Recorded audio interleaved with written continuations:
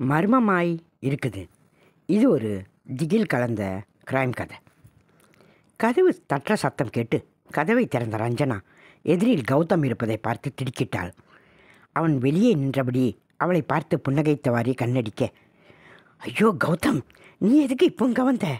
வீட்டில் யாருமே இல்லை. யாராவது பார்த்தா என்ன நினைப்பாங்க? கௌதம், முதல்ல இங்கேருந்து கிளம்பிடுங்க ப்ளீஸ். ஏய் ரஞ்சனா, ஏன் இப்படி பதட்டப்படுற? வீட்டில் யாரும் இல்லைன்னு தெரிஞ்சு தான் நான் வந்திருக்கேன். உங்கள் வீட்டில் இருக்கிறவங்க எல்லாரும் கல்யாணத்துக்கு போயிருக்காங்களாமே. எப்படியும் அவங்க திரும்பி வர இன்னும் 2 மணி நேரமாக ஆகும் இல்லையா? ஐயா, அது வரைக்கும் உன் கூட தான் டூயட் பாடிக்கிட்டு இருக்க போகிறேன். கௌதம் சொல்ல, கௌதம் வேறு வம்பே வேணாம். என்ன விளையாடுறீங்களா? முதல்ல இங்கேருந்து கிளம்புங்க. யாராவது பார்த்தா போச்சு, அவ்வளோதான். ரஞ்சனா, ஏன் என்னை இப்படி விரட்டுற? ஒரே ஒரு 5 நிமிஷம் உன் கூட பேசிட்டு உடனே கிளம்பி போயிடுறேன். சொல்லிக்கொண்டே உள்ளே வரப்போனவனை தடுத்தாள் ரஞ்சனா. கௌதம் ப்ளீஸ் புரிஞ்சுக்குங்க, உன்னை கையெடுத்து கும்பிட்றேன். நம் காதலை வெளியே வச்சுக்குவோம். வீட்டில் வேணாம், முதல்ல நீங்கள் கிளம்புங்க. இல்லை ரஞ்சனா, இன்றைக்கி உன் கூட நான் தனியாக 2 வார்த்தையாவது பேசிட்டு தான் போவேன். கௌதம் பிடிவாதமாக சொல்ல ரஞ்சனா தயங்கினாள். இவன் போக மாட்டான் போல இருக்கே. சரி, 2 நிமிஷம்தான், சீக்கிரம் கிளம்பி போயிடணும். அவளை கொஞ்சம் வந்த கௌதமுக்கு இந்த வார்த்தை போதாதா? கௌதம் ஒருவித துள்ளலோடு உள்ளே போக போனவனை தடுத்தாள். கௌதம் இரு, வெளியே யாராவது பார்க்குறாங்களான்னு பார்க்குறேன். யாராவது பார்த்தா பெரிய பிரச்சனை ஆகிடும் எனக்கு, சொன்ன ரஞ்சனா சுற்றுமுற்றும் பார்த்துவிட்டு, சீக்கிரம் உள்ள வாங்க. கௌதம் துள்ளலோடு உள்ளே செல்ல ரஞ்சனா கதவை தாளிட்டாள். நெஞ்சமெல்லாம் வழக்கத்தை விட வேகமாக அடித்து கொண்டது. அவளுக்கு உடல் முழுக்க வியர்க்கத் தொடங்கியது. யாராவது வந்துட போகிறாங்க என்ற பயம் அவளை பதட்டப்பட வைத்தது. முற்றிலுமாக அவளுடைய இயல்பை இழந்தாள். உள்ளே வந்த கௌதம் நேராக கூடத்திலிருந்து சற்றே தள்ளியிருந்த படுக்கை அறை கண்ணில் பட அந்த அறையை நோக்கி சென்றான். அதை பார்த்த ரஞ்சனாவுக்கு தூக்கி வாரி போட்டது. என்ன துணிச்சல் அவனுக்கு! யாராவது வந்துட்டா அவ்வளவுதான். ஆண்டவா, என்ன இது சோதனை! கௌதம், முதல்ல வெளியே வாங்க. படுக்கை அறையெல்லாம் வேண்டாம், கூடத்துக்கு வாங்க. நீங்கள் என்ன பேசினாலும் இங்கேயே பேசுங்க, எனக்கு பயமாக இருக்கு. கௌதம் புன்னகைத்தான். ரஞ்சனா, உங்ககிட்ட பேசுகிறதுக்காக இவ்வளவு கஷ்டப்பட்டு வந்திருக்கேன். உங்ககிட்ட கொஞ்சி உள்ளே வந்தேன். தனியாக பேசணும்னு சொல்லும்போதே உனக்கு புரிய வேணாம் மக்கு. கௌதம், முதல்ல வெளியே வாங்க. ரூமில் வேண்டாம், எனக்கு பயமாக இருக்குது. நீங்கள் கிளம்பி போங்க. ரஞ்சனா, ஏன் இவளை பதட்டப்படுற? உன்னை ஒன்றும் செஞ்சிட மாட்டேன். ஒரு 5 நிமிஷம், ஒரு 5 நிமிஷம் பெட்ரூமுக்கு வாயேன். வேண்டாம் கௌதம், எனக்கு உள்ளுக்குள்ளே நடுக்கமாக இருக்குது. யாராவது வந்துட்டா அவ்வளவுதான். ரஞ்சனா, வீணா இதை பேசி காலத்தை கடத்தாத. நீ தாமதிக்கிற ஒவ்வொரு நிமிஷமும் உனக்கு தான் ஆபத்து. உன்னை ஒன்றும் பண்ண மாட்டேன், வா. ரஞ்சனாவுக்கு அந்த நேரத்தில் இந்த காதலே வேண்டாம் என்று தோன்றியது. ஏன் இவன் தன்னுடைய நிலைமையை புரிஞ்சிக்க மாட்டேங்கிறான்? அவன் சுகந்தான் அவனுக்கு பெருசாக போச்சு. தன்னை பற்றி கொஞ்சமாவது நினச்சி பார்க்குறானா? இன்னும் தாமதித்தாலும் அவன் விடமாட்டான். ரஞ்சனா அந்த படுக்கை அறையை நோக்கி நடந்தாள். அவள் எண்ணம் எல்லாம் திடீரென்று யாராவது வந்து விடுவார்களா என்று இருந்தது. கௌதம் படுக்கையில் படுத்திருந்தான். பார்த்த ரஞ்சனா பதறிவிட்டாள். ஐயோ, என்னது? ரஞ்சனா, வா, கொஞ்ச நேரம் உன்னை அப்படியே இறுக்கி அணைச்சிட்டு உடம்ப சூடேற்றிட்டு விட்டுடுறேன். அவள் தயங்கவே அவனே எழுந்து அவளை இறுக்க அணைத்து உம்மா கொடுத்தவாறே கட்டிலில் விழுந்தான். கௌதம், வேண்டாம் கௌதம், விட்டுடு. அவள் மெல்ல முனகினாள். அந்த முனகலும் கொஞ்ச நேரம்தான். அமைதியானாள். அவனுடைய விளையாட்டில் அவளுக்கும் பங்கு கொண்டாள். கௌதம் இப்போது எல்லை மீறவே அவளுக்கு அது பிடித்திருந்தாலும் தடுத்தாள். கௌதம், அதெல்லாம் கல்யாணத்துக்கு அப்புறம்தான். சற்றென்று எழுந்து கொண்டான். ரஞ்சனா, என் மீது உனக்கு நம்பிக்கை இல்லையா? நான் உன்னை நிச்சயம் கைவிட மாட்டேன், வா. வேண்டாம் கௌதம், எல்லை மீறி நடந்துக்கிறோம்னு தோணுது. நீங்கள் உடனே கிளம்பி போங்க, யாராவது வந்துட போகிறாங்க. அவள் சொல்லிக்கொண்டிருக்கும் அதே நேரம் கதவு தட்டும் சத்தம் கேட்டு ரஞ்சனா திடுக்கிட்டாள். பெரிதாய் திடுக்கிட்டாள். அது ஒரு பெரிய தென்னந்தோப்பு. கண்ணுக்கட்டிய தூரம் வரை நாலாபுறமும் பெரிய பெரிய தென்னை மரங்கள். இன்னும் கொஞ்ச நேரத்தில் இருட்டிவிடும். கண்ணுக்கட்டிய தூரம் வரை ஆட்கள் யாரும் இல்லை. தீபா தன் எதிரில் நின்றிருந்த அசோக்கை பார்த்தாள். அவன் எங்கோ பார்த்தபடி தன் சட்டைப்பையில் இருந்த சிகரெட்டை எடுத்து பற்ற வைத்தான். அசோக், முடிவாக என்ன தான் சொல்கிறீங்க? தீபா, நாம் பிரிஞ்சிடலாம். எனக்கும் உனக்கும் ஒத்து வராது. அது ஏன்? இவ்வளவு நாள் தெரியலையா உனக்கு? நானா அவன் பின்னாடி வந்தேன்? நீதானே விடாமல் நான் எங்கே போனாலும் என்னை பின்தொடர்ந்து வந்த. அப்போ நல்லா இருந்துச்சு, இப்போ கசக்குதா? தீபா, புரியாமல் பேசாத. நான் தான் உன்னை பின்தொடர்ந்தது. நான் அதை மறுக்கலை. உன்னை காதலிக்கிறேன்னு சொன்னதும் நான் தான். எல்லாமே நான் தான். இப்போ நானே தான் சொல்கிறேன், நாம் பிரிஞ்சிடலாம்னு. அசோக், அதான் ஏன்னு கேட்குறேன். எனக்கு சரியான காரணத்தை சொல்லுங்கள். தீபா, உன்னை பிடிக்காததுக்கு பல காரணங்கள் இருக்கலாம். அதெல்லாம் உனக்கு சொல்லிக்கிட்டு இருக்க முடியாது. தீபா அவன் அருகில் வந்தாள். அவனை இமைக்காமல் பார்த்தாள்.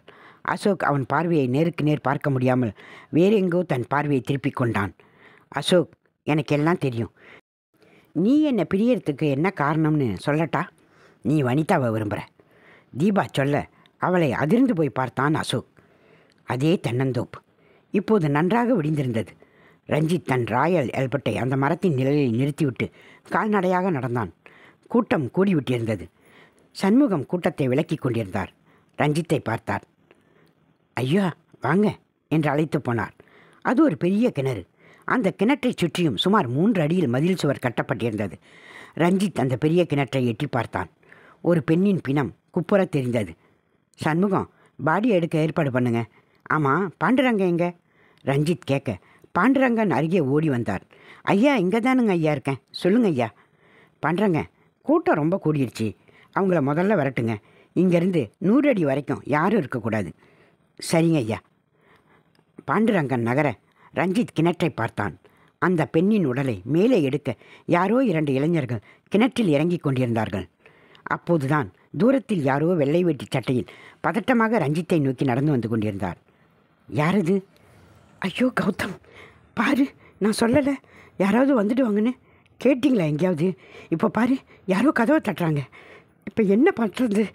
பதட்டம் ஒட்டிக்கொள்ள செய்வதறியாமல் தவித்தாள் ரஞ்சனா. ஏன் இப்படி பண்ணீங்க? இப்போ எப்படி உங்களை வெளியே அனுப்புறது? கடவுளே, எனக்கு பயமாக இருக்கே. வந்தது யாருன்னு தெரியலையே, எப்படி சமாளிப்பேன்? கௌதம், நீங்கள் இங்கே இந்த கதவுக்கு பின்னாடி மறைஞ்சிக்குங்க. ஆள் யாராவது இருந்தால் ஏதாவது சொல்லி அனுப்பிட்டு வரேன். ரஞ்சனா கை காட்டிய இடத்தில் அந்த பெரிய கதவுக்கு பின்னால் கௌதம் மறைந்து கொள்ள தன் முகத்தில் வழிந்த வியர்வையை அவசரமாக துடைத்தபடியே தன்னை முடிந்தவரை இயல்புக்கு வர முயற்சித்து கதவை திறக்கச் சென்றாள். இதயம் அளவுக்கு அதிகமாய் துடித்து கொண்டது. கதவின் அருகே போனவள் நின்றாள். திரும்பி பார்த்தாள். கௌதம் கதவின் ஓரத்திலிருந்து எட்டி பார்த்து கொண்டிருந்தான். ரஞ்சனா தலையில் அடித்து கொண்டாள். பின் அவனை நன்றாக கதவுக்கு பின்னால் மறைந்து கொள்ளும்படி சைகை செய்தாள். அவனும் அப்போது அந்த கதவுக்கு பின்னால் தன்னை முழுமையாக மறைத்து கொண்டான். ரஞ்சனா மீண்டும் ஒரு முறை தன் உடைகளை சரி செய்து கலைந்திருந்த தன் கூந்தலை தன் கையால் நீவிவிட்டு மறுபடியும் வேர்த்து போயிருந்த தன் முகத்தை துடைத்துவிட்டு யாரா இருக்கும் என்று நினைத்தபடியே கதவை திறந்தாள். அங்கே தென்னந்தோப்பு மாலை. அத்தனை தென்னை மரங்களின் காற்று தன் உடல் மீது பட்டும் அசோக்குக்கு வியத்திருந்தது. தீபா, நீ நீ என்ன சொல்கிற? தீபா புன்னகைத்தாள். அசோக், நடிக்கிறியா? எனக்கு எல்லாம் தெரியும். நீ வனிதாவை காதலிக்கிற. இப்போ நான் உனக்கு கசக்கிறேன். தீபா, அப்படி சொல்லாத. நான் உன்னை தவிர யாரையும் விரும்பலை. வீணா கற்பனை பண்ணி ஏதேதோ பேசாத. நீ என்னை மறந்துடு, நானும் உன்னை மறந்துடுறேன். இனி நமக்குள்ளே எந்த விட்டோ உறவோ வேண்டாம். நீ உன் வழியை பார்த்துக்கோ, நான் என்னோடய வழியை பார்த்துக்கிறேன். அசோக் சொல்ல. சபாஸ் அசோக், சபாஸ். அருமையாக இருக்குது நீ சொல்கிறது. என்னை கழட்டி விட தீர்மானமே பண்ணிட்டியா? என் கூட ஊரெல்லாம் சுற்றும்போது ஏன் தெரியல உனக்கு? அப்போது சொல்லியிருக்க வேண்டியது தானே. நீங்கள் என்னை விலகி போகிறதுக்கு வனிதாவை நீங்கள் காதலிக்கிறது தான் உண்மை. அசோக், நீங்கள் என்னை பிரிஞ்சு சென்றாலும் பரவாயில்ல, நீங்கள் நல்லா இருங்க. ஆனால் வனிதாவை மட்டும் காதலிக்க வேண்டாம். அவள் நீங்கள் நினைக்கிற மாதிரி நல்லவ கிடையாது. அவளோட நடத்தையே சரியில்லை. பல ஆண்களோட அவளுக்கு தொடர்பு இருக்குது. தீபா, அருமை, நல்லா தான் கதை சொல்கிறேன். அசோக், இது கதை இல்லை. நான் கேள்விப்பட்ட வர வனிதா நல்லவள் இல்லை. நீங்கள் வேணும்னா கொஞ்சம் நல்லா விசாரித்து பாருங்கள். அப்போ தான் அவளோட உண்மையான சுயரூபம் தெரிய வரும். அவளை பற்றின உண்மை என்ன தெரிஞ்சுக்கிட்ட? சொல்லவா? கேட்டுவிட்டு அசோக்கை பார்த்தாள் தீபா. தீபா, சொல்லு பார்ப்போம், கதை எப்படி இருக்குன்னு நானும் தெரிஞ்சுக்கிறேன். அசோக், வனிதாவுக்கு ஏற்கனவே கல்யாணம் ஆயிடுச்சு. அசோக் சிரித்தான். தீபா, அதை உன்னால் நிரூபிக்க முடியுமா? முடியும், பார்க்குறீங்களா? தீபா கையை தட்டினாள். அந்த மரத்துக்கு பின்னால் இருந்து அந்த உருவம். ஆம், அந்த உருவம் வெளிப்பட்டது. அசோக் பெரிதாய் திடுக்கிட்டான். அது ஒரு பழங்காலத்து சிவன் கோவில். அந்த கிராமத்தை தாண்டி சற்றே தள்ளியிருந்தது. கோவில் ஒன்றும் பெரிய கோவில் அல்ல, சிறியதாகவே இருந்தது. கர்ப்பகிரகத்தில் சிவலிங்கமும் வெளியே ஒரு பக்கம் பிள்ளையாரும் மறுபக்கம் முருகனும். சிவலிங்கத்திற்கு நேர் எதிரே நந்தி இருந்தது. சங்கரன் தான் அந்த கோவிலின் குருக்கள். வயது 60, மெலிந்த தேகம். அவர் கட்டியிருந்த வேட்டியை யாரும் வெள்ளை என்று சொல்லிவிட முடியாது. பூணூல் அணிந்திருந்தார். கழுத்தில் ருத்ராட்சி மாலை அணிந்திருந்தார். கண்களில் வறுமை தெரிந்தது. சிவகாமி என்கிற மனைவியும் சுவாதி என்கிற மகளும் தான் அவருடைய குடும்பம். சுவாதிக்கு வரன் பார்த்து கொண்டிருக்கிறார். சுவாதியை பெண் பார்க்க வருபவர்கள் எல்லாம் அவளை பிடித்திருந்தாலும் அவளின் வறுமையை கண்டே ஒதுங்கி போனார்கள். சிவகாமி வீட்டில் பண்ணாத பூஜைகள் இல்லை. எப்போதும் சிவநாமம்தான் உச்சரித்து கொண்டிருப்பாள். சுவாதி 10வது வரை படித்திருந்தாள். அழகு, ஆம், கொள்ளை அழகு. இருந்தும் என்ன பயன்? இருக்கிற அந்த ஒரு பெண்ணை கரை சேர்க்க முடியவில்லையே. நினைக்கும் போதே சங்கரனின் உடல் நடுங்கத் தொடங்கிவிடும். பெரிதாய் ஒரு வருமானமும் இல்லை. ஏதோ தட்டில் விழும் சில்லறைகள் தான் அவரின் ஜீவனாம்சம். காலம்பூரா இப்படியே கடந்தாயிற்று. எப்போது வேண்டுமென்றாலும் தன்னை பகவான் அழைத்து கொள்வான். அவருக்கு அந்த பயம் இல்லை. அவரின் அன்பு மகள் சுவாதி. அவளின் நிலையை நினைக்கையில்தான் இடது பக்கம் நெஞ்சு வலிக்கிறது. ஆண்டவன் மீது தான் பாரத்தை போட்டு இத்தனை நாளும் கவலை இல்லாமல் இருந்தார். ஆனால் இன்று வீட்டிலிருந்து கோவிலுக்கு வரும்போதே சிவகாமி எதிர்பட்டாள். இன்றைக்கி மாப்பிள்ளை வீட்டுக்காரங்களுக்கு தகவல் சொல்லணும். நம்ம பொண்ணை அவங்களுக்கு ரொம்ப பிடிச்சி போச்சான். அவங்க கேட்ட நகை நட்டை போட்டால் போதுமா? சுவாதிக்கு வயசாகிக்கிட்டே போகுது. நீங்களும் கவலைப்பட்ட மாதிரியே தெரியல. எனக்கு தான் படுத்தா தூக்கமே வரமாட்டேங்குது. சிவகாமி எவ்வளவு சாதாரணமாக சொல்லிவிட்டாள். தனக்கு கவலை இல்லை என்று. ஒவ்வொரு நாளும், ஒவ்வொரு நிமிடமும், ஏன் ஒவ்வொரு நொடியும் அதைத்தானே நினைத்து கொண்டிருக்கிறேன். சிவகாமி தன்னை புரிந்து கொண்டது அவ்வளவுதானா? சங்கரன் எதுவும் பேசாமல் வந்துவிட்டார். கோவிலை திறந்தவர் நேராக சிவனை பார்த்தார். இந்த கோவிலுக்கு பூஜை செய்ய சரியாக தன் 20வது வயதில் வந்தவர். அன்றிலிருந்து இன்று வரை ஒரே ஒரு நாள் கூட பூஜை செய்ய தவறியதில்லை. வழக்கமாக தினமும் வருவார். கோவிலின் நடையை திறப்பார். கோவிலுக்கு சொந்தமான அந்த கிணற்றில் வாளியை கொண்டு தண்ணீர் எடுத்து வந்து சிவனுக்கு அபிஷேகம் செய்வார். கற்பூரத்தை காட்டி வாசலை பார்ப்பார். அந்த நேரத்தில் வரும் ஒரு சிலர் போடும் காணிக்கை என்னத்துக்காகும்? மற்றவை போல தொழிலை மாற்றி விருப்பத்துக்கு எந்த தொழிலும் செய்திட முடியாதே.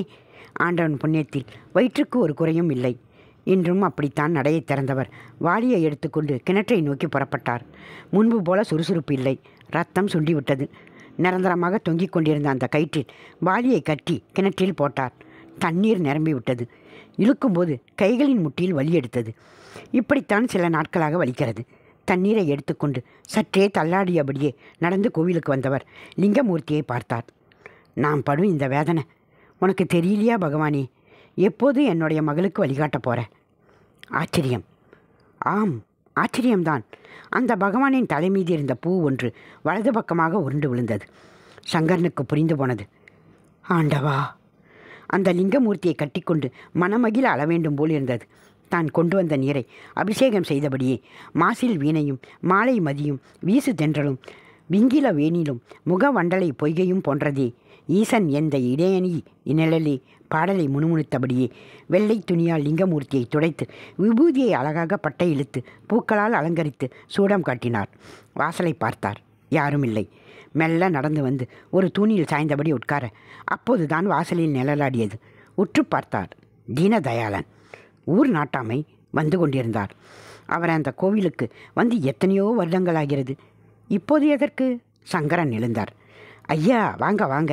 அவரை வரவேற்றுவிட்டு லிங்கமூர்த்திக்கு தீபாதரனை காட்டி அந்த தீபத்தட்டை தீனதயாளனுக்கு காட்டினார்.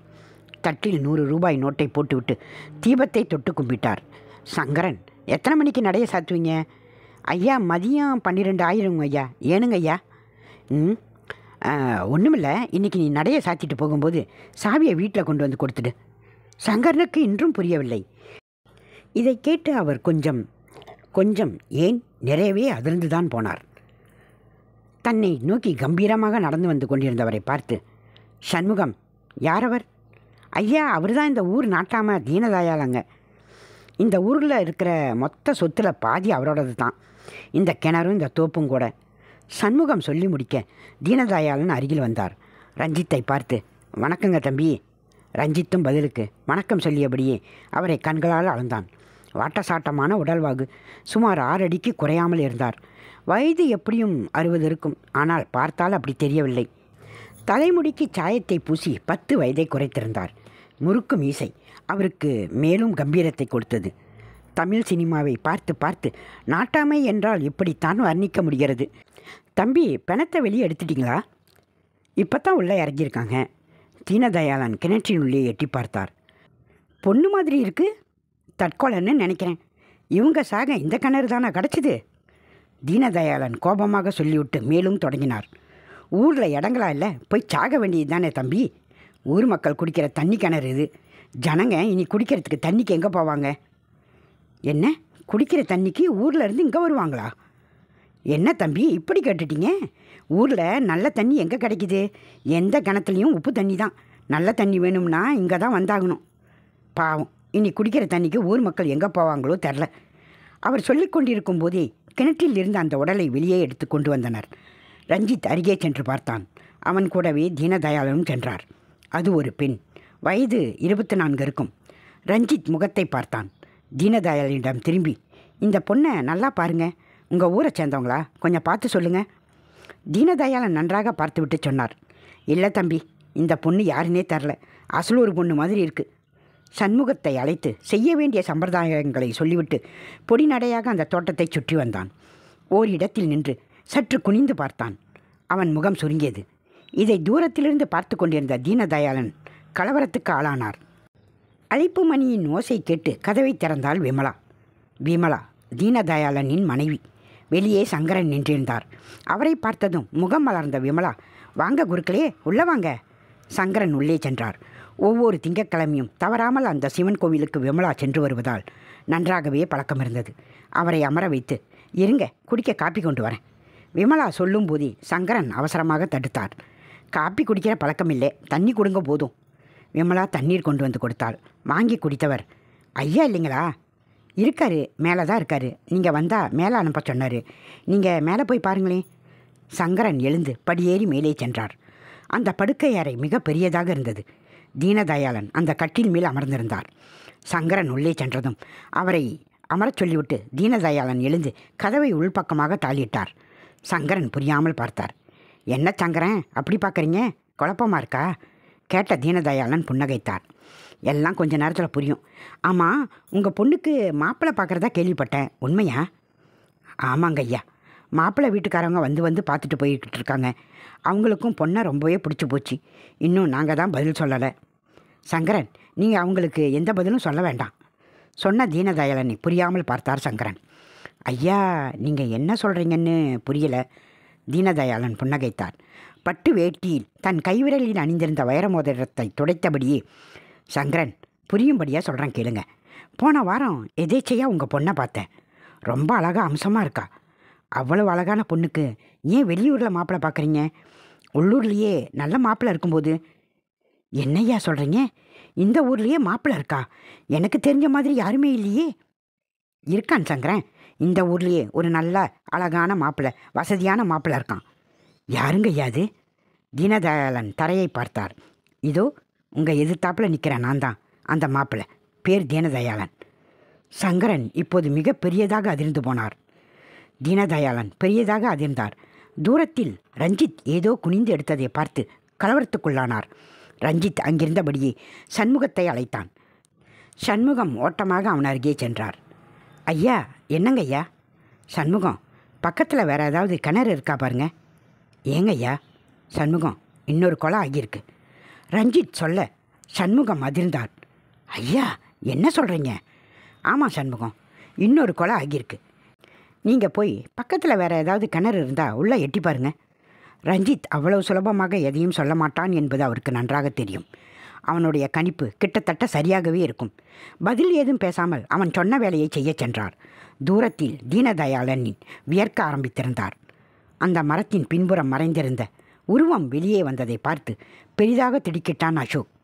அந்த உருவம் மெல்ல அவன் அருகில் வந்து நின்றது. வனிதா. ஆம், வனிதா தான். கண்கள் சிவக்க அவனை பார்த்து நின்றாள். ஒரு பக்கம் தீபா, இன்னொரு பக்கம் வனிதா. அசோக் எந்த பக்கமும் பார்க்காமல் தலையை குனிந்திருந்தான். என்ன அசோக், இப்படி தலை குனிஞ்சு நிற்கிறீங்க?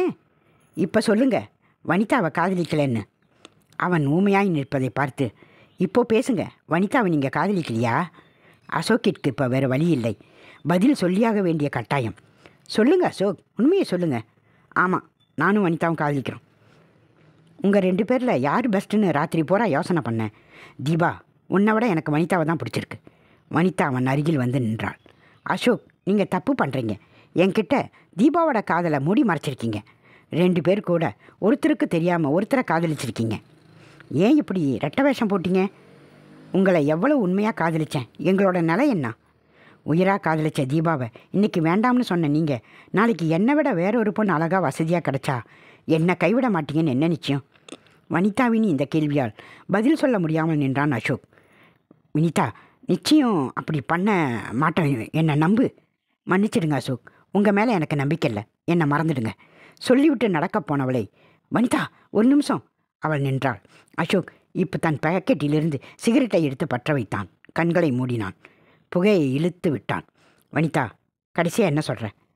அசோக், உங்கள் மேலே எனக்கு நம்பிக்கை இல்லைன்னு சொல்கிறேன், என்னை மறந்துடுங்கன்னு சொல்கிறேன். இதுதான் உன்னோட முடிவா? ஆமாம், இதுதான் என்னோட முடிவு. வனிதா, அவசரம் வேண்டாம், நல்லா யோசனை பண்ணி சொல்லு. யோசனை பண்ண வேண்டிய அவசியமே இல்லை. கெட்டது பண்ணுறதுக்கு தான் யோசிக்கணும், நல்லது பண்ணுறதுக்கு எதுக்கு யோசிக்கணும்? உங்களை பிரிஞ்சு போகிறது எனக்கு நல்லது தான். அசோக் அமைதியாக இருந்தான். நான் போகிறேன். சரியாக சொன்ன வனிதா, நீ போகத்தான் போகிற. வீட்டுக்கு இல்லை, மேலே பரலோகத்துக்கு. அசோக், நீ என்ன சொல்கிற? அசோக் புன்னகைத்தான். தன் சட்டைக்குள் மறைத்து வைத்திருந்த அந்த கத்தியை வெளியே எடுத்தான். வனிதாவும் தீபாவும் இப்போது பெரிதாய் அதிர்ந்தனர். நெஞ்சு படபடக்க முகத்தில் வழிந்த வியர்வையை துடைத்து கொண்டு கதவை திறந்தாள் ரஞ்சனா. வாசலில் யாரோ முகம் பழக்கமில்லாத இளைஞன் நின்றிருந்தான். ரஞ்சனாவிற்கு இப்போதுதான் உயிரே வந்தது. அப்பாடா, பெருமூச்சு விட்டாள். இனி கவலை இல்லை. கௌதமை வெளியே அனுப்பிவிடலாம். அந்த கடவுள்தான் தன்னை காப்பாற்றியிருக்கிறார். யார் இவன்? முதலில் இவனை பேசி அனுப்ப வேண்டும். யார் நீங்கள்? மேடம், என் பேர் கார்த்திக். இங்கே தமிழ் வாத்தியார் இருக்கார், அவரோட பேர் சுப்பிரமணி. வீட்டு நம்பர் 12. அவரை கொஞ்சம் பார்க்கணும். அவரோட வீடு கண்டுபிடிக்க முடியல, உங்களுக்கு தெரிஞ்சால் கொஞ்சம் சொல்கிறீங்களா? பரிதாபமாக கேட்டான் நின்றிருந்த அவன். ரஞ்சனா உதட்டை பிதுக்கினாள். தெரியாது. சரி, பரவாயில்ல மேடம், நான் வேறு யாரையாவது கேட்டு தெரிஞ்சுக்கிறேன். தேங்க்ஸ். ரஞ்சனா கதவை மூடப்போனாள். மீண்டும் அவன். மேடம், கொஞ்சம் குடிக்க தண்ணீர் தர முடியுமா? ரொம்ப தாகமாக இருக்குது. இருங்க ஒரு நிமிஷம் சொன்ன ரஞ்சனா அவனுக்கு தண்ணீர் எடுத்துகிட்டு வர சமையல் அறைக்கு சென்றாள். சீக்கிரம் அவனுக்கு தண்ணீர் கொடுத்து அனுப்பிவிட வேண்டும். ரஞ்சனா கௌதம் மறைந்திருக்கும் கதவை பார்த்தாள். அவன் நன்றாக மறைந்திருந்தான். இவனுக்கு ஏன் இந்த தலையெழுத்து? அப்படி என்ன சுகம் கேட்குது? இப்படி வந்து மாட்டிக்கிட்டு ஏன் அவஸ்தைப்படணும்? இனி கௌதம் ஜென்மத்துக்கும் இப்படி ஒரு காரியம் பண்ண மாட்டான். பாவம், அவன் முடிஞ்ச வர அவனை சீக்கிரம் அனுப்பிட வேணும். ரஞ்சனா சமையல் அறையிலிருந்து தண்ணீர் கொண்டு வந்தவள் அதிர்ந்து போனாள். அவனிடம் தண்ணீர் கேட்டவன், ஆம் அவனேதான். இப்போது கதவை சாத்தி தாளிட்டு விட்டு உள்ளே கூடத்தில் அமர்ந்திருந்தான். அவளை பார்த்து புன்னகைத்தவாறே. ரஞ்சனா இப்போது மிகப்பெரிய அதிர்ச்சிக்குள்ளானாள். தீனதயாளன் சொல்வதை கேட்டு திடுக்கிட்ட சங்கரன் கோபமாக எழுந்தார். சங்கரன், ஏன் எழுந்துட்டீங்க? உட்காருங்க, இன்னும் உங்ககிட்ட நிறைய பேச வேண்டியிருக்கு சொன்ன தீனதயாளன் சுவரோடு ஒட்டியிருந்த பீரோவை திறந்தார். கட்டுக்கட்டாக பணத்தை கொண்டு வந்து அவர் முன்னாடி வைத்தார். இந்தாங்க, இதில் 5 லட்சம் ரூபாய் இருக்குது, இதை செலவுக்கு வச்சுக்குங்க. உங்கள் பொண்ணுக்கு தாலி கட்டுறதுக்கு முன்னாடி நீங்கள் இந்த ஊரில் எங்கே கேட்குறீங்களோ அந்த இடத்துல உங்களுக்கு 10 ஏக்கர் நிலம் உங்கள் பேருக்கு எழுதி தரேன். அதுவும் இல்லாமல் இந்த மொத்த சொத்தே உங்கள் பொண்ணுக்கு தான் வரப்போகுது. சொல்லிவிட்டு அவர் என்ன சொல்ல போகிறார் என்று ஆவலாய் பார்த்தார் தீனதயாளன். உங்களை ஒரு பெரிய மனுஷன்னு மதிப்பு கொடுத்து நான் இங்கே வந்தேன். ஆனால் நீங்கள் இவ்வளவு கீழ்த்தரமாக நடந்துப்பீங்கன்னு தெரியாமல் போச்சு. இந்தாங்க கோவிலோட சாவி. சங்கரன், அப்பப்பா என்ன கோவம் வருது? இதோ பாருங்கள் சங்கரன், உங்கள் நல்லதுக்கு தான் சொல்கிறேன். எனக்கும் குழந்தைங்க இல்லை. எந்த ஜென்மத்தில் யாருக்கு என்ன பாவம் பண்ணினேனோ இந்த ஜென்மத்தில் வாரிசு இல்லாமல் இருக்கேன். இந்த மொத்த சொத்தம் எனக்கு அப்புறம் யாருக்குமே உதவாமல் போயிடக்கூடாது. இந்த வம்சம் நிலைக்கணும், அதுக்கு ஒரு வாரிசு வேணும். அந்த வாரிசை உருவாக்க உங்கள் பொண்ணு தேவை. வீணாக மறுக்காதீங்க. எனக்கு பொண்ணு கொடுக்கறதுக்கு எத்தனையோ பேர் வரிசையில் நிற்கிறாங்க. அந்த பொண்ணுங்களை எனக்கு பிடிக்க வேண்டாமா? ஏதோ உங்கள் நல்ல நேரம். உங்கள் பொண்ணு இந்த நேரத்தில் நான் பார்த்து தொலைச்சிட்டேன். எப்போ உங்கள் பொண்ணை பார்த்தேனோ அப்போ இருந்தே என்னோட தூக்கம் போச்சு. யாரோ இந்த சொத்தை அனுபவிக்கிறதுக்கு உங்கள் பொண்ணு அனுபவிச்சுட்டு போகட்டுமே, என்ன சொல்கிறீங்க? அவர் கேட்கவும் கதவு தட்டும் சத்தம் கேட்டு தீனதயாளன் ஒரு நிமிடம் ஸ்தம்பித்து போனார். அவசர அவசரமாக பணக்கட்டுகளை மெத்தைக்கு கீழே வைத்து மறைத்தார். இயல்பாக தன் முகத்தை வைக்க முயன்றார். நொடிப்பொழுதில் வியர்க்கத் தொடங்கியது அவருக்கு. துண்டை கொண்டு முகத்தை நன்றாக துடைத்து விட்டு கொண்டே கதவை திறந்தார். வெளியே அவர் மனைவி விமலா நின்றிருந்தாள். பதட்டமாக வேர்வை வலிந்து நின்றிருந்த தீனதயாளனை பார்த்து, ஏங்க இப்படி வேர்த்து போயிருக்கீங்க? ஃபேன் போட்டுக்கலையா? சொன்னவள் உள்ளே வந்து ஃபேன் சுவிட்சை போட்டாள். அந்த காற்று சில்லென்று முகத்தில் அடித்தாலும் ஏனோ தீனதயாளன் இன்னும் உள்ளுக்குள் வியர்த்து கொண்டிருந்தார். சில்லென்று தென்னை மரங்களின் காற்றுப்பட்டு கூட ஏனோ தீனதயாளன் வியர்த்து கொண்டிருந்தார். ரஞ்சித் என்ன சொன்னான் சண்முகத்திடம்? ஏதோ குனிந்து எடுத்தானே, என்னது? தடயமா? என்ன தடயம்? ஏன் சண்முகம் தோட்டத்தை சுற்றி பார்த்து கொண்டிருக்கிறார்? எதை தேடுகிறார்? ஏன் அந்த இன்னொரு கிணற்றுக்கு பக்கத்தில் போகிறார்? அடே, எட்டி பார்க்கிறார். எதுக்காக இந்த தேடுதல் வேட்டை? எதை எதிர்பார்த்து? ஒன்றும் புரியவில்லை தீனதயாளனுக்கு. அது போக நடுநடுவே ஏன் ரஞ்சித் தன்னை பார்க்கிறான்? அங்கே கிணற்றின் அருகே சென்ற சண்முகம் ஏன் தன்னை நோக்கி ஓடி வருகிறார்? என்ன கேட்கப் போகிறார்? சண்முகம் அருகே வர வர தீனதயாளனுக்கு இன்னும் பதட்டம் அதிகமானது. தன்னுடைய இந்த பதட்டம் வியர்வை வெளிப்படுகிறதே. துண்டை எடுத்து துடைத்தாலும் தான் பதட்டப்படுவது தெரிந்துவிடுமே. துண்டை எடுத்து துடைக்காமல் விட்டாலும் தெரியத்தான் போகிறது. எவ்வளவு பெரிய தோப்பில் இப்படி காற்று பலமாக அடித்து கூட வியர்க்கிறது. தீனதயாளன் துண்டை எடுத்து வலிந்த வியர்வையை துடைத்து விட்டு கொண்டார். சண்முகம் அவர் அருகில் வந்தவர், ஐயா, இந்த பக்கத்தில் ஏதாவது வேற கிணறு இருக்குங்களா? இப்போது நீங்கள் பார்த்தீங்களே, அதான். இந்த தோப்பில் இந்த 2 கிணறு தானா? ஆமாம். ஏன் கேட்குறீங்க? இல்லை, சும்மா தான். பக்கத்தில் வேறு ஏதாவது கிணறு இருக்கா? அதோ அங்கே சின்னதாக லிங்கமூர்த்தி சிவன் கோவில் இருக்கே, அந்த கோவிலுக்குள்ளே சொந்தமான கிணறு ஒன்று இருக்குது. தீனதயாளன் சொல்லும்போதே சண்முகம் அந்த கோயில் கிணற்றை நோக்கி ஓடினார். தீனதயாளன் கலவரமாக பார்க்க ஓட்டமாக அந்த கிணற்றை நோக்கி ஓடிய சண்முகம் கிணற்றை எட்டி பார்த்தார். பிறகு ரஞ்சித்தை அங்கிருந்தபடியே அழைத்தார். ரஞ்சித்தும் ஓட்டமும் நடையமாக ஓடினான். தீனதயாளன் இப்போது பெரிதாய், ரொம்ப பெரிதாய் அதிர்ச்சிக்குள்ளானார். அசோக் தான் மறைத்து வைத்திருந்த கத்தியை வெளியே எடுத்தான். அதை பார்த்து வனிதாவும் தீபாவும் திடுக்கிட்டனர். வனிதா, உன் கூட அழகான குடும்பம் நடத்தி ஆசையாக 2 குழந்தை பெற்றுக்கணும்னு நினைச்சேன். ஆனால் அந்த எண்ணத்தையே தவிடுபொடி ஆக்கிட்டேன். உன்னை கொள்றதை தவிர வேற வழி இல்லை. எனக்கு கிடைக்காம போகிற நீ வேற யாருக்குமே கிடைக்கக்கூடாது சொன்னவன் அவள் தலைமுடியை ஒரு கையால் பற்றி கொண்டான். இன்னொரு கையில் கத்தி. அசோக் அவள் முகத்தை பார்த்தான். அவன் கண்களை பார்த்தான். உன்னை ராணி மாதிரி வச்சு வாழ ஆசைப்பட்டேன். ஆனால் நீ இப்படி அல்பாயுசில் போக போகிற நினச்சா வருத்தமாக இருக்கு. ஆமாம் வனிதா, உன்னை கொல்ல தூண்டியது யார்? இதோ பக்கத்தில் இருக்கிற தீபா. அவதான் நன்றாக சென்று கொண்டிருந்த நம் காதலை கெடுத்தவள். உன்னை கொல்றதுக்கு முன்னாடி முதல்ல அவள் கதையை முடிச்சிடுறேன். தீபாவை முடிச்சுட்டு அப்புறம் உன்னை கொல்ல போகிறேன் சொன்ன அசோக் இப்போது தீபாவின் பக்கம் திரும்பினான். தீபா இப்போது அவனை திகிலுடன் பார்த்தாள். என்ன தீபா அப்படி பார்க்குற? முதல்ல உன்னைத்தான் கொல்லணும். நீதானே எங்கள் காதலை பிரித்த. அதுக்கு தண்டனையா நீ தான் முதல்ல இறக்க வேண்டும். வா, உன்னை முதல்ல கொன்னுட்டு அப்புறம் வனிதாவை கொன்னுடுறேன். சொல்லி முடிப்பதற்குள் தாவி அவளை கத்தியால் குத்தச் சென்றான். ஒரு நிமிஷம். குரல் கேட்டு திடுக்கிட்டான் அசோக். அங்கே அங்கே ரஞ்சனா வீட்டுக்குள்ளே வந்தவனை பார்த்து திடுக்கிட்டாள். என்ன துணிச்சல் அவனுக்கு! தண்ணீர் கேட்டவன் துணிச்சலோடு இப்போது வீட்டு கூடத்தில் வந்து எவ்வளவு கம்பீரமாக அமர்ந்திருக்கிறானே! தண்ணீர் கேட்டு கொண்டு வரும் சமயத்தில் இப்படி வீட்டுக்குள்ளே புகுந்து கற்பழிப்பதோ கொள்ளையடிப்பதோ போன்ற சம்பவங்களை அவள் இதுவரை பேப்பரில் தான் படித்திருக்கிறாள். இன்று நிஜமாகவே அவள் கண் எதிரிலேயே நடந்து கொண்டிருக்கிறது. ஏய், யார் நீ? ஏன் உள்ளே வந்த? முதல்ல வெளியே போ. அவன் புன்னகைத்தான். இவ்வளவு அழகான ஒரு பொண்ணு தனியாக மாட்டியிருக்க.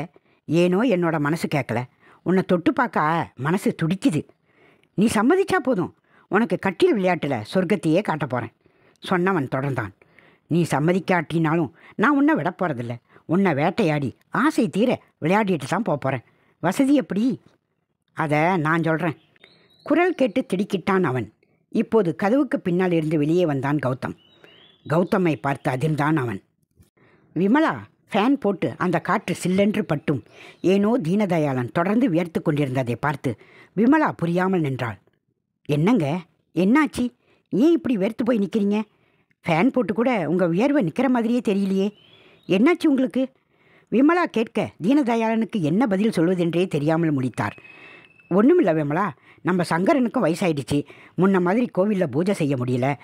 அதான் அவருக்கு ஓய்வு தரலாம்னு முடிவு பண்ணியிருக்கேன். இனி அவர் கோயிலுக்கு போய் சிரமப்பட வேணாம் பாரு. கையில் கொஞ்சம் பணத்தை கொடுத்து ஓய்வு கொடுத்துடலாம்னு பொண்ணுக்கு எப்படியும் மாப்பிள்ளை பார்த்துக்கிட்டு இருக்காரு. பொண்ணு கல்யாணத்தை முடிச்சுட்டு நிம்மதியாக வீட்லேயே காலத்தை கழிக்கலாம். அதை பற்றி தான் பேசிக்கிட்டு இருந்தேன். விமலா சங்கரனை பார்த்தாள். குருக்களுக்கு இதில் சம்மந்தம் இல்லை போல இருக்கே. ஏன் அவர் முகம் இப்படி வாடி போயிருக்கு? தீனதயாளன் சிரித்தார். விமலா, கை நிறைய பணம் தர போகிறேன். சம்மதிக்காமலா இருப்பார்? எல்லாம் சம்மதிப்பார். யோசனை பண்ண அவருக்கு கொஞ்சம் நேரம் கொடுப்போம். இருங்க, நீங்களே சொன்னால் எப்படி? அவர் வாயால் அவரே சொல்லட்டும். ஏன் குருக்களே, இதில் உங்களுக்கு சம்மதமா? சங்கரன் அமைதியாக இருந்தார். குருக்கள் அமைதியாக இருப்பதை பார்த்தால் அவருக்கு இதில் விருப்பமில்லை போலிருக்கே. விமலா, மௌனம் சம்மதம்னு சொல்லுவாங்க. அவருடைய மௌனத்தை ஏன் நாம் சம்மதமாக எடுத்துக்கொள்ளக்கூடாது? ஆட ஆமாம், மௌனத்தை சம்மதமாக கூட எடுத்துக்கலாம்ல. குருக்களே, சரி, எப்போ கல்யாணம்? விமலா குருக்களை பார்த்து கேட்டுவிட்டு தீனதயாளனை பார்த்தாள். தீனதயாளன் அதிர்ந்தார். விமலா, நீ என்ன சொல்கிற? விமலா புன்னகைத்தாள். உங்கள் கூட 30 வருஷமாக குடும்பம் நடத்தினவனா, உங்கள் ஒவ்வொரு அசைவுக்கும் என்ன அர்த்தம்னு என்னால் சுலபமாக சொல்ல முடியும். தீனதயாளன் கூனி குறுகி நின்றார். எவ்வளவு சாதாரணமாக இன்னொரு கல்யாணம் பண்ண முடிவெடுத்துட்டீங்க. ரொம்ப நல்லது. நீங்கள் நல்லா இருந்தா அதுவே போதும்.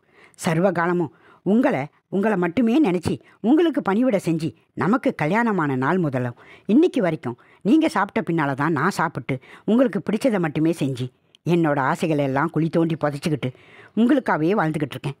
எனக்கு குழந்தை இல்லைன்றதையும் மறந்து உங்களை ஒரு குழந்தையாக நினச்சி அந்த கவலையை மறந்து வாழ்ந்துக்கிட்டு இருந்தேன். ஆனால் நீங்கள் என்னடான்னா என் கூட எப்படி பழகுனீங்கன்னு தெரியல. ஆனால் நான் உங்களை இன்னைக்கு வரைக்கும், ஏன் இந்த நிமிஷம் வரைக்கும் என்னோட மனசில் உங்களை என்னுள் பாதியாக தான் நினைக்கிறேன். தீனதயாளனின் கண்கள் கலங்கிற்று. தன் மேல் துண்டை எடுத்து கண்களை ஒட்டி கொண்டார். விமலா, என்னை மன்னிச்சிடு. ஏதோ கிறுக்கு புத்தியால் தவறு செய்ய பார்த்தேன்.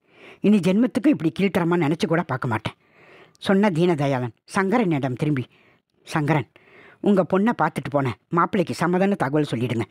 கல்யாணத்துக்கான மொத்த செலவையும் நானே ஏற்றுக்கிறேன். தீனதயாளன் சொல்ல மனமகிழ்ந்து போனார் சங்கரன். கிட்டத்தட்ட இருட்டி விட்டிருந்தது. அந்த குரல் கேட்டு அசோக் திடுக்கிட்டான். திரும்பி பார்த்தான். வனிதாவும் தீபாவும் கூட திரும்பி பார்த்தனர். அங்கே விமலா நின்றிருந்தாள். அசோக், இவங்களை கொலை பண்ண போறியா? ஆமாம்மா. அசோக், நீ நம்ம தோட்டத்தில் ரொம்ப நாளாக வேலை செய்கிறவன். உன்னை நான் ஒரு நாளும் வேலைக்காரனாக நினச்சதில்லை. எனக்கு குழந்தை இல்லை. உன்னை என்னோட குழந்தையாக நினச்சி உனக்கு பல நாள் சாப்பாடு போட்டிருக்கேன். அந்த பாசத்தில் கேட்குறேன், எனக்கு ஒரு உதவி செய்வியா? சொல்லுங்கம்மா, என்ன உதவி பண்ணணும்? அசோக் கேட்க, இவங்க 2 பேரையும் கொன்னுட்டு 3ஆவதாக எனக்கு ஒரு கொலை பண்ணுறியா? அம்மா, நீங்கள் என்ன சொல்கிறீங்க? ஆமாம் அசோக், இந்த ஊர் நாட்டாமைய. அம்மா, நீங்கள் என்ன சொல்கிறீங்க? அது உங்கள் கணவர். ஆமாம் அசோக், அதனால தான் சொல்கிறேன். உனக்கு வேண்டிய அளவுக்கு பணம் தரேன். அவரையும் கொன்னுடு. கொஞ்சம் தாமதிச்சாலும் இந்த சொத்து என் கையை விட்டு போயிடும். நீ கேட்குற பணம் நான் தரேன். மறுக்காமல் இந்த ஒரு கொலையை மட்டும் பண்ணிடு. கண்களின் நீர் வழிய விமலா சொல்ல, அது நடக்காது. குரல் கேட்டு அங்கிருந்து அத்தனை பேரும் திடுக்கிட்டனர். அங்கே மீசையை முறுக்கியவாறே தீனதயாளன் ஆக்ரோஷமாக நின்றிருந்தார். நன்றாக இருட்டி விட்டிருந்தது. அந்த கிராமத்திலிருந்து சற்றே தள்ளியிருந்த அந்த ஓட்டு வீடு. கதவு தட்டும் சத்தம் கேட்டு சங்கரனும் அவர் மனைவியும் திடுக்கிட்டு எழுந்தனர். சங்கரன் தான் மெல்ல எழுந்து வாசல் கதவை திறந்தார். அதிர்ந்தார். அங்கே வெளியே தீனதயாளன் நின்றிருந்தார். ஐயா, நீங்களா? வாங்க வாங்க. இருக்கட்டும் சங்கரன், நான் சுற்றி வளைச்சி பேச விரும்பலை. நேராக விஷயத்துக்கே வரேன். அடுத்த வெள்ளிக்கிழமை எனக்கும் உன் பொண்ணுக்கும் கல்யாணம். இதை யார் எதிர்த்தாலும் இந்த கல்யாணம் நடக்கும். இதில் யாராவது முரண்டு பிடிச்சிங்கன்னா அவங்கள ஈவு இறக்கலாமல் கொன்று கிணத்துல போட்டுடுவேன். ஒழுங்கு மரியாதையா வர்ற வெள்ளிக்கிழமை காலையில் எல்லாரும் பெருமாள் கோயிலுக்கு வந்து சேருங்க. ஆக்ரோஷமாக சொன்ன தீனதயாளன் விடுவிடு என்று நடந்து சென்றார். அவர் போவதையே வெறித்து பார்த்து நின்றிருந்தனர் சங்கரனும் அவர் மனைவி சிவகாமியும். விடிந்தது. சங்கரனின் மனைவி சிவகாமி தூங்கிக் கொண்டிருந்த சங்கரனை பதறி அடித்து கொண்டு எழுப்பினாள். எழுந்தவர் தன் உள்ளங்கையை உற்று பார்த்தார். என்ன சிவகாமி, சொல்லு, ஏன் இப்படி பதறி அடிச்சுக்கிட்டு எழுப்புற? ஐயோ, நம்ம பொண்ணு சுவாதியை காணுங்க, எங்கே போனான்னே தெரியல. சங்கரன் திடுக்கிட்டார். சிவகாமி, நீ என்ன சொல்கிற? ஆமாங்க, காலையில் எழுந்துச்சு கண்ணு விழிச்சு பார்க்குறேன். படுக்கையில் அவளை காணும். கதவும் திறந்து கிடக்கு. எங்கே போயிருப்பா? ஐயோ வாங்க, எங்கேயாவது தேடுவோம், எனக்கு பயமாக இருக்குது. சங்கரன் படபடவென எழுந்தார். அப்போதுதான் அந்த கடிதம் அவர் கண்ணில் பட்டது. பதட்டமாக அதை எடுத்து வாசித்தார். கதவுக்கு பின்னால் இருந்து வந்த கௌதமை பார்த்து கூடத்தில் நின்றிருந்த அவன் பெரிதாய் திடுக்கிட்டான். எதிர்பார்க்கவில்லை. பொண்ணு தனியாக இருக்குது, விளையாடிட்டு போகலாம்னு வந்தியா? இப்படி ஒருத்தன் வீட்டுக்குள்ளே மறைஞ்சிருப்பான்னு கனவுல கூட நீ நினச்சிருக்க மாட்டல்ல. கௌதம் சொல்லி கொண்டிருக்கும்போது ரஞ்சனா அவன் பின்னால் வந்து நின்றாள். இவ யாருன்னு தெரியுமா? என்னோட காதலி. என்னோட காதலியை தொட பார்த்தல்ல? உனக்கு துணிச்சல் இருந்தா இப்போ தொடு பார்ப்போம். அவன் இப்போது வியர்த்து போயிருந்தான். கதவை பார்த்தான். அது தாளிடப்பட்டிருந்தது. என்ன அப்படி பார்க்குற? கதவு திறந்திருந்தா அப்படியே ஓடி போயிடலான்னு பார்த்தியா? கௌதம் கேட்க அவன் புன்னகைத்தான். கதவு நல்லா சாத்தியிருக்கான்னு பார்த்தேன். அவள் கூட படுக்கையில் விளையாடும்போது யாரோட தொந்தரவும் இருக்கக்கூடாது இல்லையா? அதான் கதவு நல்லா சாத்தியிருக்கான்னு பார்த்தேன் அவன் சொல்ல. கௌதம் அவன் கண்கள் சிவக்க பார்த்தான். என்ன சொன்ன? என் முன்னாடியே அவளை தொட போறியா? ஆமாம், உன் முன்னாடியே அவளை தொடத்தான் போகிறேன், பார்க்குறியா? சொன்னவன் அவளை நெருங்கினான். ரஞ்சனா கௌதம் பின்னால் நெஞ்சு படபடக்க நன்றாக தன்னை மறைத்து கொண்டாள். கௌதம் ஆக்ரோஷமாக நின்றான். அவன் அதை பற்றி கவலைப்படவில்லை. நெருங்கினான் நெருங்கினான். இப்போது அவள் அருகில் நெருங்கி விட்டிருந்தான். கௌதம், எனக்கு பயமாக இருக்கு. கௌதம் காதில் மெல்ல கிசுகிசுத்தாள் ரஞ்சனா. ரஞ்சனா, ஏன் இப்படி பயப்படுற? நான் இருக்கேன், நீ ஒன்றும் கவலைப்படாத. அவன் இப்போது ரஞ்சனா மீது பாய்ந்தான். அவன் பாய்ந்ததை பார்த்து பதறிப்போன கௌதம், டே கார்த்திக், பார்த்துடா, படாத இடத்துல பட்டுற போகுது, அப்புறம் ஒன்றுமே பண்ண முடியாது. அவனை பார்த்து கௌதம் சொல்ல அவன் புன்னகைத்தான். ரஞ்சனா இப்போது பெரிதாய் அதிர்ந்தாள். சங்கரன் அந்த கடிதத்தை படித்தார். அன்புள்ள அப்பா அம்மாவிற்கு உங்கள் அன்பு மகள் சுவாதி எழுதியது. உங்களை நிரந்தரமாக விட்டு போகிறேன். என்னை மன்னிக்கவும். உங்களுக்கு சுமையாக இருக்க விரும்பாமல் இந்த முடிவை நான் தேடிக்கொள்கிறேன். நான் இருந்தால் அந்த பண்ணையார் உங்களை நிம்மதியாக இருக்க விட மாட்டார். அதற்காகவே போகிறேன். எங்கே என்று தெரியவில்லை. கால் போன போக்கில் போகப் போகிறேன். என்னை எங்கும் தேட வேண்டாம். இப்படிக்கு உங்கள் நலம் விரும்பி சுவாதி. கடிதத்தை மடித்த சங்கரன் இடிந்து போய் அப்படியே வீட்டு தூணில் சாய்ந்தார். அசோக் மற்றும் தீபா, வனிதா, விமலா என்று அங்கிருந்த அத்தனை பேரும் அது நடக்காது என்கிற குரல் கேட்டு திரும்பி பார்த்து திடுக்கிட்டனர். அங்கே மீசையை முறிக்கவாரி ஆக்ரோஷத்துடன் தீனதயாளன் நின்றிருந்தார். விமலா, ஷபாஷ், இந்த காலத்தில் மகாபாரதத்தில் ஒரு பொம்பளை தன் கணவனுக்கு கண்ணு தெரியாதுன்னு தானும் காலம்பூரா தன்னோட கண்ணை துணி போட்டு கட்டி வாழ்ந்ததா கேள்விப்பட்டிருக்கேன். ஆனால் இந்த காலத்தில் தாலி கட்டிய கணவனையே கொல்ல துணிஞ்ச மனைவியை நான் இங்கத்தான் பார்க்குறேன். நீங்கள் ராமாயணத்தில் எத்தனையோ பொண்ணுங்க ராமனை அடைய ஆசைப்பட்டாங்க. ஆனால் ராமன் தன் மனைவியை தவிர வேற எந்த பெண்ணையுமே ஏறெடுத்து பார்த்ததா சரித்திரம் இல்லை. நீங்கள் மனைவி உயிரோடு இருக்கும்போதே அந்த கோவில் குருக்களோட பெண்ணை தேடி போனீங்களே, அது? விமலா, நீ கணவனே கண்கண்ட தெய்வம்னு வாழ்ந்துக்கிட்டு இருந்தவ இப்படி கணவனை எதிர்த்து ஒரு நாளும் பேச மாட்டியே. நானும் இத்தனை நாளாக பேசாமத்தான் இருந்தேன். நீங்கள் தான் என்னை பேச வைக்கிறீங்க. டே அசோக், இனி பேசி பிரயோஜனம் இல்லை. இந்தா 5 லட்சம் ரூபா. இவங்க 2 பேரையும் கொல்றதுக்கு முன்னாடி என்னோட அருமை மனைவியை முதல்ல கொன்னுடு. டே அசோக், நம்ம தோட்டத்தில் பல நாளாக வேலை பார்க்குறவன் நீ. எனக்குத்தான் விசுவாசத்தை காட்டுவேன்னு நினைக்கிறேன். என்னோட மனைவி உயிரோடு இருக்கிற ஒவ்வொரு நிமிஷமும் ஆபத்து தான். நீ தாமதிக்க வேண்டாம். முதல்ல என் மனைவியை கொன்னுட்டு அதுக்கப்புறம் இவங்களை உன் விருப்பப்படி கொன்னுடு. தீனதயாளன் நீட்டிய பணத்தை பார்த்து அசோக் அதை வாங்கி பத்திரப்படுத்தி கொண்டான். இப்போது கத்தியோடு விமலாவை நெருங்கினான். சண்முகம் அழைக்க ரஞ்சித் ஓட்டமும் நடையுமாக சென்றான். சண்முகம் ரஞ்சித் போனதும் அந்த இடத்தை சுட்டி காட்டினார். அங்கே அந்த கிணற்றில் 2 பேர் உடல்கள் மிதந்து கொண்டிருந்தது. கொஞ்ச நேரத்தில் 2 உடல்களும் வெளியே எடுத்தனர். சண்முகம், மொத்தம் 3 பேர். முதல் கிணத்துல ஒரு பெண்ணும் கோவில் கிணத்துல மற்ற 2 பெண்களும் என மொத்தம் 3 பேர் கொலையாயிருக்காங்க. ரஞ்சித் சொல்ல சொல்ல இங்கே தீனதயாளன் விமலாவின் உடலை பார்த்து அழுது புலம்பினார். ரஞ்சித் தீனதயாளனை பார்த்தார்.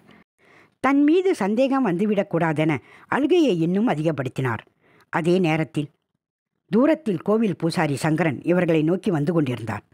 சொல்லுங்க தீனதயாளன், உங்கள் மனைவியை கொன்னதுக்கு நீங்கள் இன்னொரு கல்யாணத்துக்கு ஆசைப்பட்டது ஒரு காரணம் தானே? கொன்ன பிறகு அந்த பிணத்தை ஏன் எடுத்து கோவில் கணத்தில் போட்டீங்க? அதோட காரணத்தை சொன்னால் நல்லாயிருக்கும். தீனதயாளன் வசமாக மாட்டிக்கொண்டும் இனியும் மறைப்பதற்கு ஒன்றுமில்லை என்பதை புரிந்து கொண்டு உண்மையை சொல்லத் தொடங்கினார். தம்பி, எங்கள் கிராமத்தில் முன்ன மாதிரி மழை இல்லை. எல்லாம் வானம் பார்த்த பூமி தான். ஆனால் எங்கள் வத்தாத கிணத்துல தண்ணி அதுவும் கொஞ்ச நாளாக குறைய ஆரம்பிச்சிது. காரணம், ஊர் மக்கள் குடிக்க இங்கத்தான் வந்து தண்ணீர் எடுத்து போவாங்க. ஏதோ ஓரிரு குடும்பம் எடுத்தால் பரவாயில்ல. ஊர் மக்கள் எல்லாம் வந்து எடுத்தா தண்ணீருக்கு எங்கே போகிறது? தோட்டத்தில் தண்ணீர் பாய்ச்ச முடியாமல் பாருங்க, மரமெல்லாம் காய ஆரம்பிச்சிருச்சு. பார்க்க ரொம்ப சங்கடமாக இருக்குது. எந்த ஒரு விவசாயிக்கும் தன்னுடைய பயிர்களோ அல்லது மரங்களோ தண்ணீர் இல்லாமல் காய மனம் பொறுக்காது. நானும் அப்படித்தான் துடித்தேன். ஊர் ஜனங்களுக்கு இங்கே தண்ணீர் எடுக்காதீங்கன்னு சொல்ல முடியல. நானும் யோசித்தேன். அதனால் ஊர் ஜனங்க எடுக்கிற தண்ணியில் பிணங்களை போட்டேன். பிணங்க விழுந்த தண்ணீரை இனி யார் குடிப்பாங்க? நீ தண்ணீர் எடுக்க யாரும் இந்த கிணத்துக்கு வரமாட்டாங்க. மொத்த தண்ணியும் தோட்டத்துக்குன்னு சந்தோஷப்பட்டேன். தீனதயாளன் சொல்லி முடித்தார். சண்முகம், பாருங்க, தண்ணீர் பற்றாக்குறை ஒரு மனுஷனை எப்படி யோசிக்க வைக்கிது? சரியான திட்டமிடாமல் மழை தண்ணியையும் பாதுகாக்காமல் மொத்த தண்ணீரையும் வீணாக கடலில் போய் கலக்குது. அதை சேமிக்க அரசாங்கம் தாமதிக்காமல் சீக்கிரமாக ஒரு நல்ல முயற்சி பண்ணணும். மழை நீர் சேமிக்க வேண்டும். அடுத்த தலைமுறைக்கு நாம் செய்யும் ஒரு முக்கியமான நல்ல காரியம் இதுவாக தான் இருக்கும். பிள்ளைங்களுக்கு பள்ளியில் பாடம் சொல்லி கொடுக்கறது போல் மழை நீரையும் சேமிக்க கற்றுக் கொடுக்கணும். ரஞ்சித் சொல்வதை ஆமோதித்தார் சண்முகம். ரஞ்சித்தின் போன் சினிங்கியது. பேசிவிட்டு போனை அணைத்தார். என்னங்க ஐயா, ஒன்றுமில்ல சண்முகம், ஸ்டேஷன்லேருந்து தலைமறைவாக இருந்த அசோக்கை பிடிச்சிட்டாங்களாம். இந்த கேஸில் அந்த கோவில் பூசாரி சங்கரன் வந்து தீனதயாளன் திருவிளையாடலை சொன்னதால தான் இவ்வளவு சீக்கிரம் இந்த கேஸ் முடிஞ்சுது. எனக்கும் ஆரம்பத்திலேருந்து அந்த தீனதயாளன் மேலே சந்தேகமாக தான் இருந்துச்சு. ஐயா, எனக்கு ஒரு சந்தேகம். கிணத்துல ஒரு பாடி தான் கிடச்சிது. எதை வச்சு இன்னொரு கொலை ஆகியிருக்குன்னு எப்படி உங்களுக்கு தெரிஞ்சுது? அதுவா, இந்தாங்க. என்னையா அது? உடைந்த வளையல் துண்டுகள் பாருங்க, பச்சையும் சிவப்பும். முதல்ல கிணத்துல எடுத்த பாடி பச்சை கலர் சேலை கட்டியிருந்தது. கையில் வெறும் பச்சை கலர் மட்டும்தான் வளையலாக இருந்தது. சிவப்பு கலர் எப்படி வந்துச்சு? அதான் சந்தேகமாச்சு. உங்களை தேட சொன்னேன். என்னோட சந்தேகம் சரியாக போச்சு. சரி சண்முகம், நான் கிளம்புறேன். திவ்யா ஃபோன் பண்ணிக்கிட்டு இருக்கா.